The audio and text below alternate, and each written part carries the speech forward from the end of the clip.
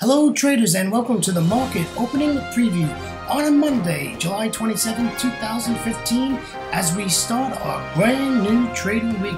Traders coming to you live from Pattaya, Thailand. Bright blue sunny skies, white sandy beaches, and very comfortable today. Looks like it's going to be an absolutely awesome day to be sitting at my desk trading the Forex markets. Traders, this is brought to you through FXCL Excellence in Trading. Traders, please come visit us at fxclearing.com. Traders, got a lot to talk about today. Got some 6 currency pairs to look at, a little bit of news, a little bit of indices to talk about, some numbers, lots of red on Friday in New York. We'll talk about in just a second. All right, let me introduce myself to you. My name is William Gilday. I'm your moderator for the market opening preview series every single trading day before the London Open. Traders, 99.9% of the time, I record this during the Asia session. Traders, I started trading in the year of 2006. 2008, I retired from a wonderful career in the fire rescue department out of the great state of Florida. Traders, 9 days later, as I came to Thailand to celebrate my career for 3 months, well, it's 2015, I'm still here. And I'm still trading Forex every single trading day. I'm looking at charts, I'm looking at fundamentals, I'm listening, and I'm looking for probabilities and opportunities to enter trades where I can be successful most of the time. And no, I do not win every trade. I can only wish that doesn't happen in this business. And yes, this is a business. I take it very seriously. So that's just a little bit about myself. Let's get the legal stuff out of the way. This is our risk disclaimer. Forex trading has a large potential of rewards, but also a large potential of risk. You must be aware of the risks and be willing to accept them in order to invest in the Forex markets. Most importantly, though, the traders, please do not trade with money you cannot afford to lose. Traders, always remember that past performance of any trading system or methodology is not necessarily indicative of future results. Basically saying, if you're on a demo account for 6 months, finally got enough equity to open a live account, you're going to see a difference in your trading. And that's because your brain kicks in, because it's real money. All right, that's a topic for another day. Let's head on over to some news and commentary. What we got going on here? All right, let's take a look at the indices for the New York session that ended on Friday. The US 30 was negative 0.92%. Also in the red was the S&P 500 at 1.07%. The NASDAQ in the red at negative 1.12%. The small cap 200 it was also in the red at negative 1.45%. Heading on over to the Eurozone, wow, lots of red there. The DAX closed negative 1.43%. The FTSE 100, sorry about that, traders. The FTSE 100 closed negative 1.13%. The CAC 40 closed negative 0.58%, with the Euro Stoxx 50 closing at negative 0.95%.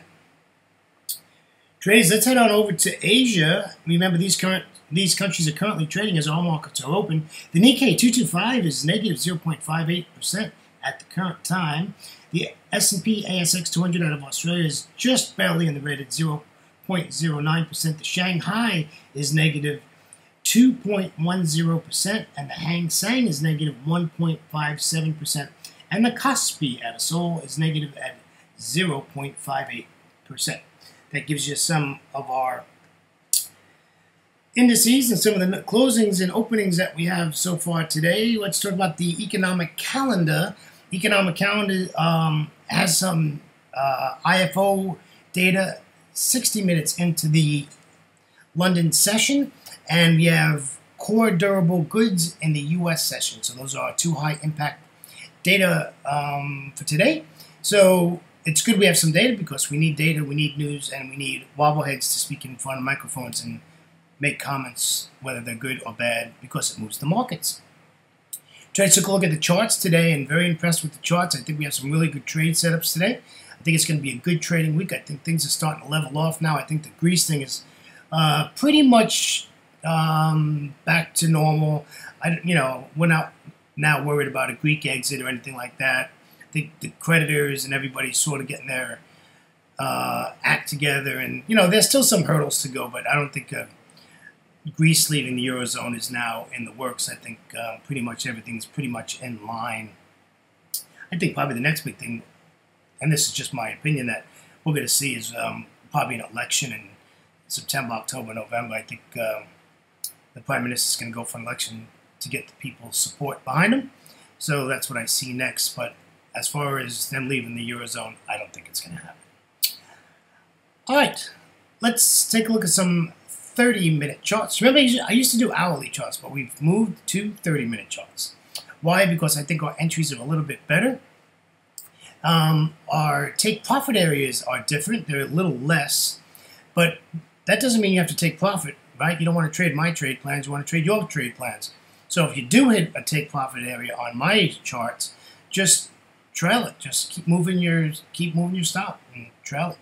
And if you have a trade manager program, let the trade manager program just work your trade plan, and it works out great.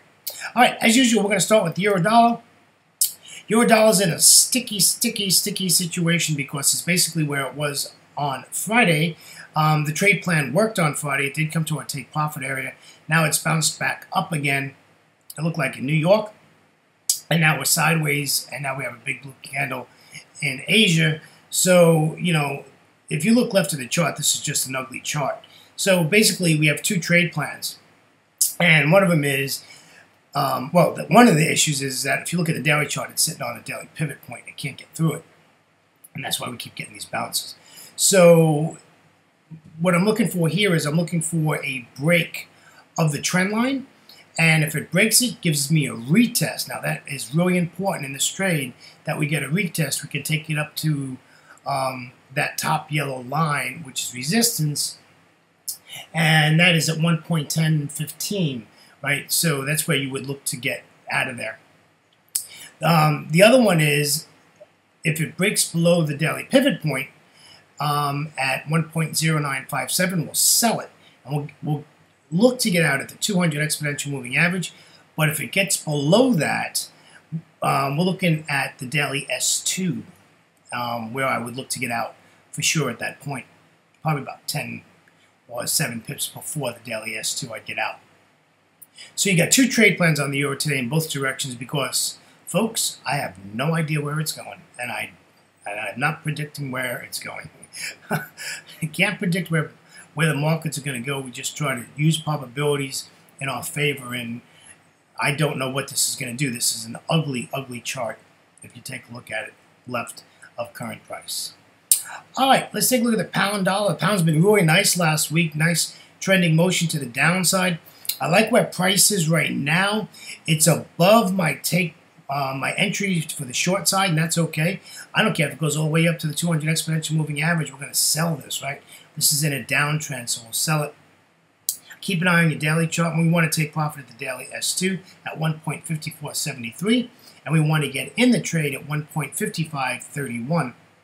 So we do have a nice trade. We have some, data coming out in London, and it's pound data. So, we just going to see how this rides out. I think patience is going to be the big thing on this pound dollar trade. Hopefully it stays with the trend. Well, let's take a look at the Aussie. Aussie's pretty sideways, huh? Not a lot of price action on Friday, just pretty much sideways action here. And basically, I want to see this pull back up to the daily pivot point at 0.7300. I'd really like 72.90, and we can sell this. I'm going to take it down to 72.63. That's a nice 35 pip profit trade. And if it continues, we'll just trail it. And I'll let my trade manager work the trade. This way I don't have to deal with it. And that's basically all I do. Listen, you can find trade managers for any trading program where you can set your trade and you can put a trailer via an EMA, via a certain amount of pips. You can trail trade managers all over the place. And, if you Google them, they're for free. There's some that you have to buy. It just depends on what your situation is. So, trade managers are great. You enter the trade, you click the button, and then let your trade manager take care of the trade. You can walk away and do something else and come back and hopefully you got a win. That's the big thing, right?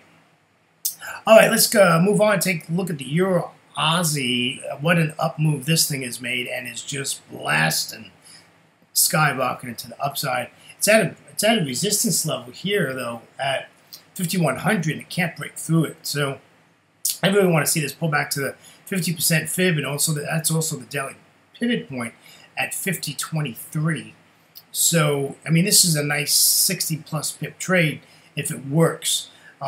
This thing can just continue to blow up to the upside, and you have to then do another analysis on this and see where you're at. Maybe move to an hourly chart and see if you can get in there, or go to a 15-minute chart, see if you can get in there, or just hold your 30-minute chart and just wait for it to come back and pull back, and then just re-enter it. But there's very little to fib here. We're fibbing from Friday. We're fibbing Friday's price action. So that's where we are on this. It's bullish. That's the important part, is that it's bullish, and we're just going to keep riding this thing on the upside. But it looks good. I like that big red candle. Keep on coming down on my pivot point, and we'll be ready to enter you before London. I like to get in front of my charts about an hour and a half before the London Open, and or 2 hours, and just take a peek and see what's going on, because sometimes, well, a lot of times, price is moving already before the London Open. So just a word of advice. All right, let's take a look at the Euro Yen. Now, again, if you look at Friday and today, you look at the bottom of my chart, you can see the days. This thing is, my friends, the same chart. The only thing I moved was the 200 exponential moving average. This is the same trade. This is the same trade plan we had on Friday. This thing has done nothing. This thing hasn't moved. It's sideways. So, to be honest with you, I'm not trading this pair today unless it makes some huge move. And that could happen if Kuroda comes out and says something crazy, which he does normally. This thing can jump up or down and we can get a trade in. But if this thing doesn't give us some sort of a decisive move, this thing's on hold for another 24 hours. There's no reason to jump into this trade unless we've got some really significant movement here. And you can trend line this. You see that? If you look at where the arrow is and you look at that blue candle, that wick there, you can trend line this. You can range play this, put a range at support and at resistance, and let it break the range before you enter the trade. So there's a lot of things that you can trade this with, but with no price action, I'm not interested. And there has been no price action here, so it's pretty much on the back burner. I don't think it's going to be on top of my watch list for today. And ending with the New Zealand dollar, the end of our 6 pairs. This is trading nice. It's coming up to my entry level at 6,600, and that's that yellow line, which is a resistance line. That's an EA. If you wanted to send me an email, and I'll be more than happy to send you the indicator. And it's a really nice indicator. It basically is support resistance. The dotted line is just a mean line. So it's really nice and does the job very well. Gives you an idea where support resistance is at, and it helps you out. And it's pretty accurate. I mean, look at where the 200 exponential moving average is right above. So the 6,600 level is a really nice level. And if it goes above that, we don't expect it. The farthest it's going to get is a 200 or maybe the R1, but I doubt it. I think between the resistance indicator and the 200, I think we'll be able to sell that. But I think this could happen before the London opens. Just keep an eye on that, because this thing's on the move already. And that wraps up our 6 currency pairs, traders. Traders, on behalf of myself, William Gilday, and our great friends at FXCL Excellence in Trading, please come visit our site at fxclearing.com for your trading solutions.